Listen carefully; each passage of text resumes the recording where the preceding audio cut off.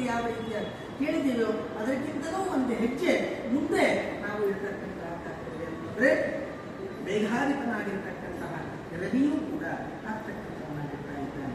ಅದೇ ರೀತಿಯಾಗಿ ಬುಧ ಇಲ್ಲಿ ನಿರಸಾಧಿಪನಾಗಿರ್ತಕ್ಕಂತಹ ಬುಧ ಇದ್ದದ್ದರಿಂದ ಕೆಲವೊಂದು ಕಡೆಗೆ ನೀರು ಸಿಗ್ತಕ್ಕಂಥದ್ದಾಗ್ತದೆ, ಧನಧಾನ್ಯ ಸಂಪತ್ತಿಯೂ ಕೂಡ ಬೆಳೀತದೆ, ಕೆಲವೊಂದು ಜನರು ಕೂಡ ಸುಖಿ ಆಗ್ತಕ್ಕಂಥವರಾಗ್ತಾ ಇದ್ದಾರೆ, ಕೆಲವೊಂದು ಸಂದರ್ಭದಲ್ಲಿ ಸಮಾಧಾನಕರಾಗಿ ಇರತಕ್ಕಂಥವರಾಗ್ತಾ ಇದ್ದಾರೆ.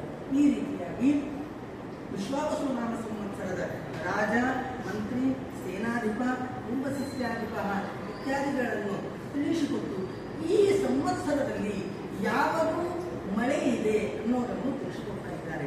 ನೀಲಕ ನಾಮಕನಾಗಿರ್ತಕ್ಕಂತಹ ಮೇಘ ಈ ವರ್ಷದಲ್ಲಿ ಇದ್ದಾರೆ.